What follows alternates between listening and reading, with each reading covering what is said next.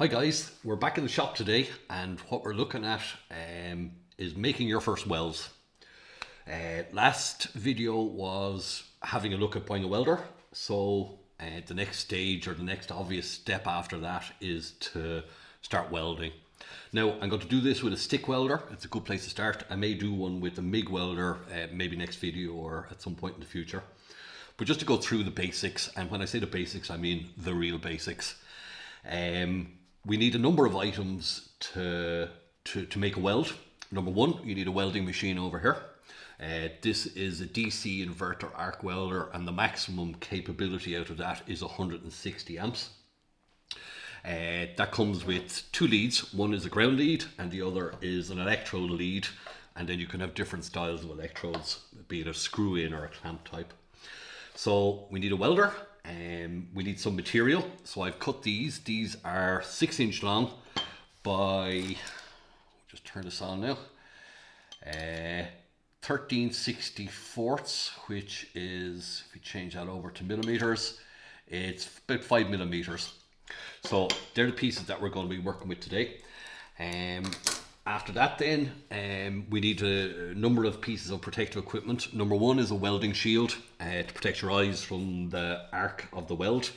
You need gloves and something as well to cover your arms and skin, because an arc gives off UV light, which is harmful to the skin.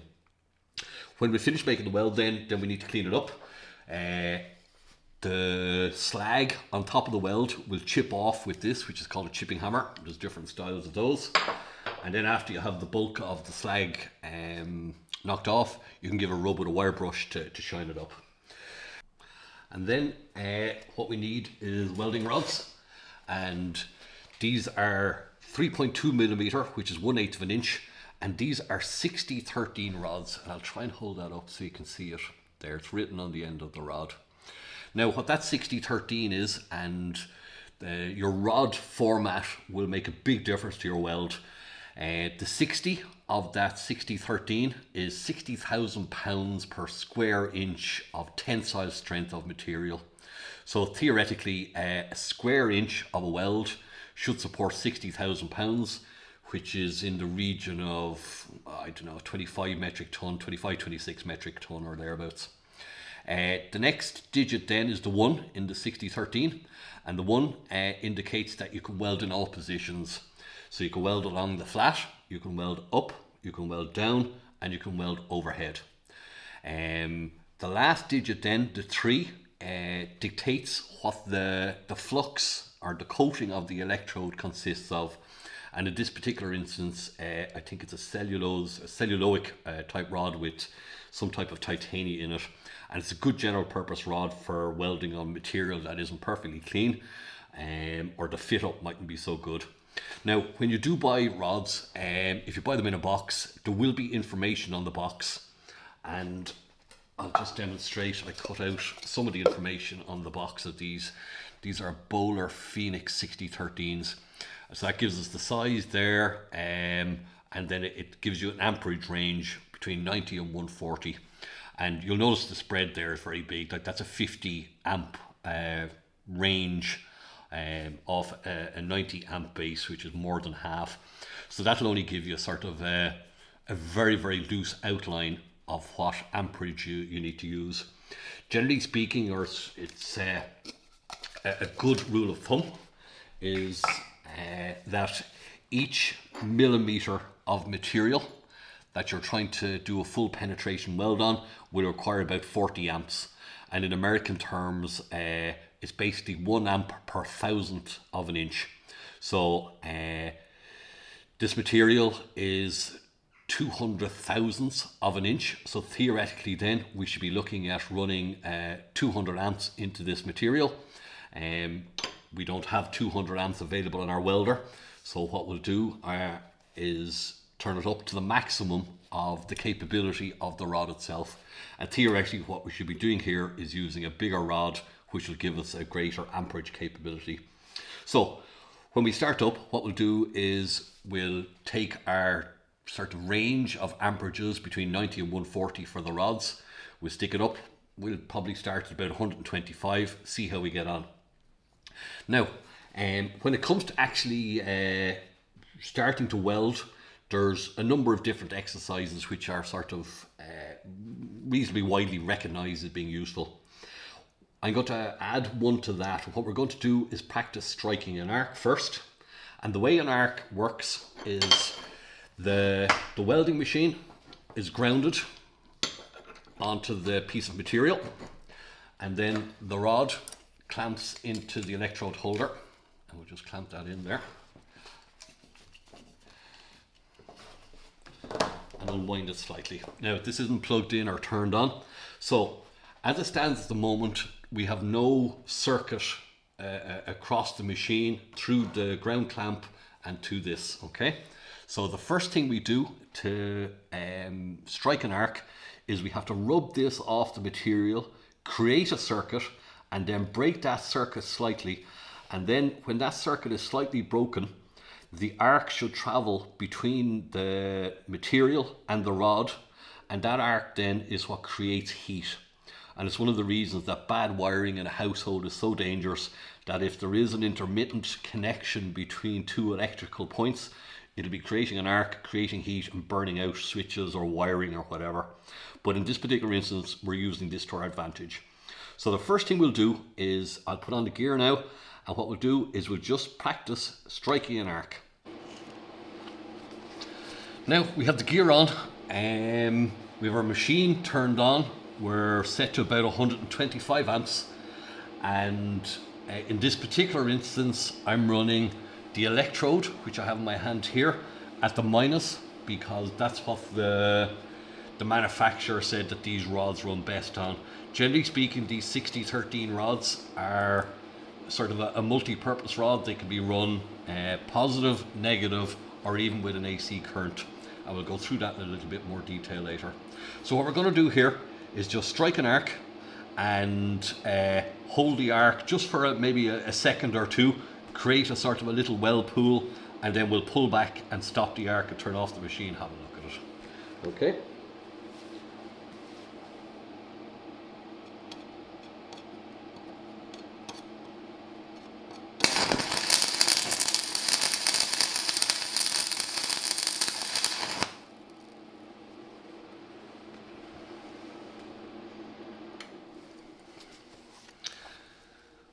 Right, we established an arc there, and it's a bit like striking a match, right, with the machine turned off, whereby you just touch off the material, and maybe do that 2 or 3 times, and you'll see maybe a small spark. It's effectively ready to go then. Now, inside in the center of the rod, if we can catch it, you'll see the metal core, and then the flux around the outside. Is the metal core that conducts the electricity. Okay, right, so that's an arc established, and don't be afraid if you stick the rod to the material. That happens quite a lot. Just lever it off and just start again, so don't be one bit afraid of that. And what we'll do now is we'll just check.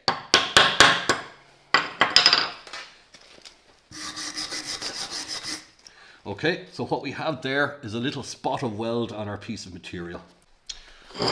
Now, we have another test piece lined up here, and what we're going to do is just put a weld seam down the center of this, and then we'll cut it in half and see what it looks like. I'll give it a bit of a clean up as well. So, away we go.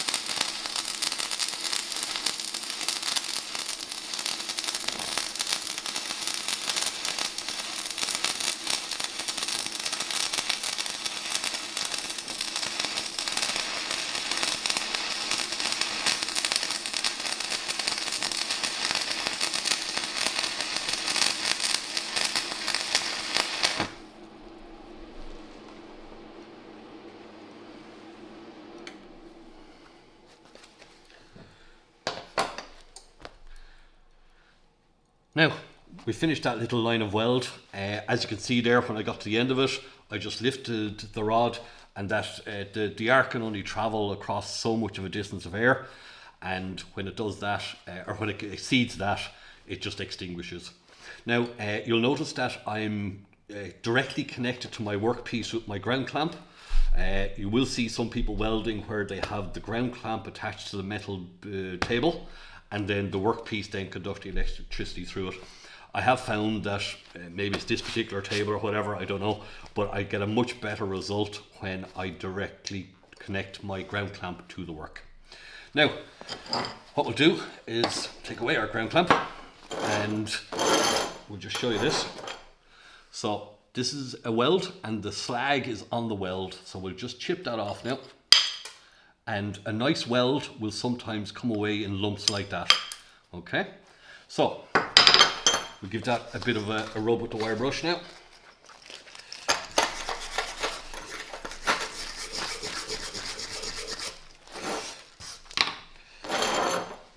Now, bear in mind, everything is always hot, so keep your gloves handy. Now, we'll start off there, and we'll just demonstrate. We'll get a rod. Now, looking at our weld, it's, number one, it's hot. We're looking at our weld here. It's very high here, and it's sort of sitting very proud of the material. So that indicated that I was running probably too fast after I started. As I progressed through it then, or just got settled, you'll see that the weld sort of flattened out slightly, and it's eating nicely into the parent material. And you'll see a sort of a little line of ripples there going along.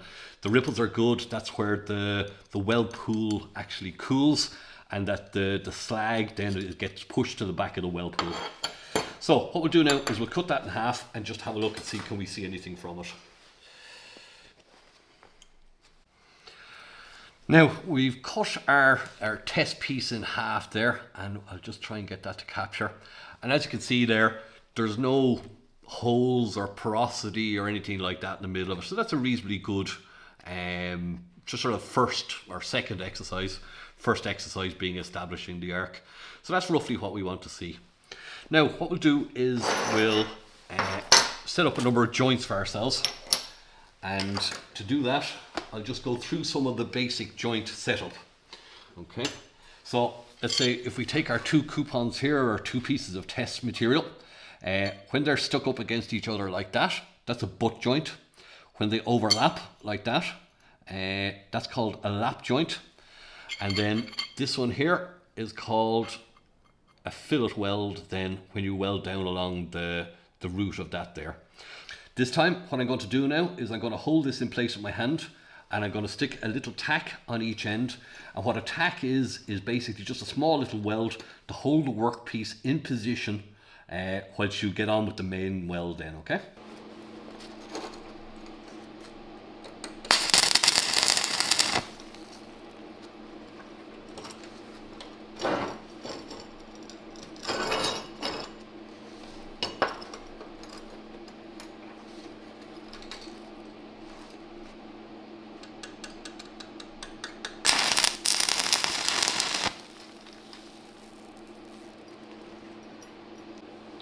Now we have our workpiece tacked up and we're sort of ready to go.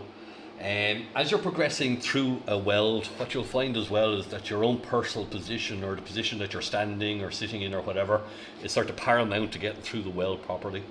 What a lot of people do is they coil the cable around their arm, and that takes some of the weight out of it, or puts the weight of the cable on your forearm as opposed to your hand.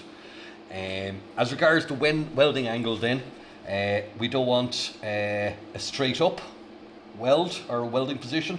We don't want one at any particular extreme. So what we're looking at is about 10 degrees, call it to the right of the welding joint, and possibly just maybe 15 degrees towards yourself as regards the joint as well.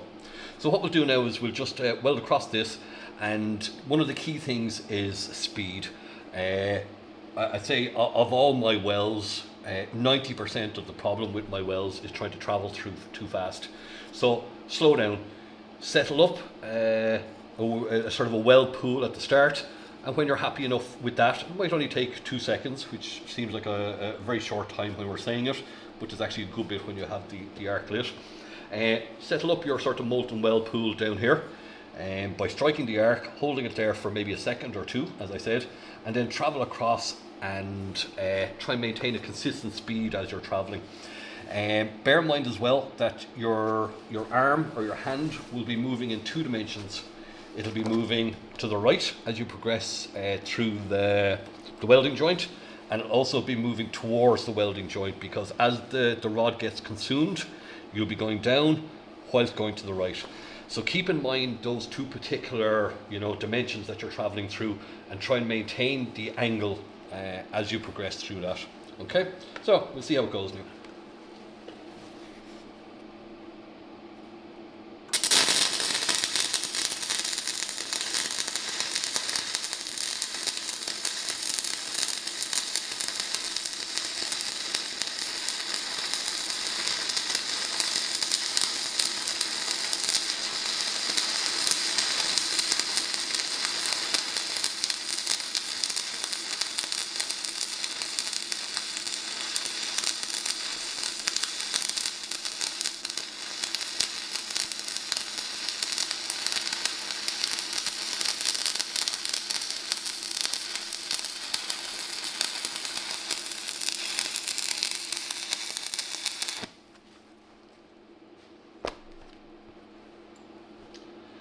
Right, we have a weld bead laid in, and we'll just let that cool for a second now, and then we'll chip it away and see what it looks like.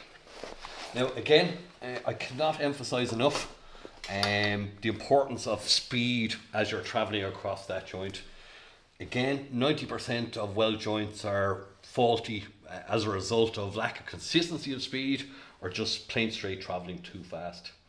What we'll do is we'll chip this off now, and when you're doing this, do mind your eyes. The slag itself is very hot as well, okay?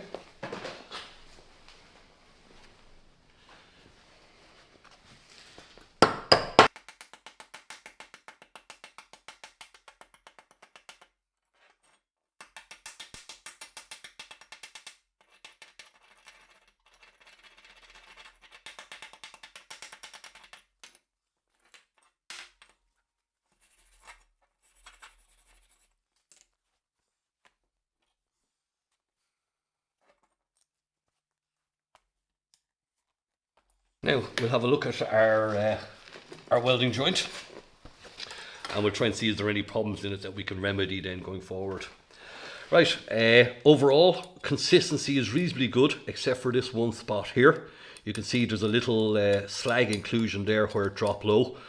Not the end of the world by any means. You could grind that out now, and it's not going to impact the weld too much.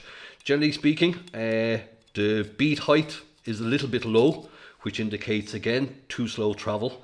But from a security point of view, or a strength point of view, not a bad weld. Okay, it could do it being a little more convex, again down to travel speed. So that'll just give you some idea of what you're looking for when you're starting to weld. Again, I would sort of really emphasize that your first few welds are not going to be good, but just relax, take your time. The rod will stick a few times, just break it off, that's no problem. If you end up with a really patchy looking weld there, that indicates you're traveling probably too fast, or that you're not getting enough heat into the weld to melt the material there, or the rod itself. So overall, I wouldn't be too disappointed with that, except for that little bit there. That will clean out, or de-clean out, whatever. But that's something similar to what you're looking for. Okay. Now, that just demonstrated getting started with getting a weld or joining two pieces of metal together.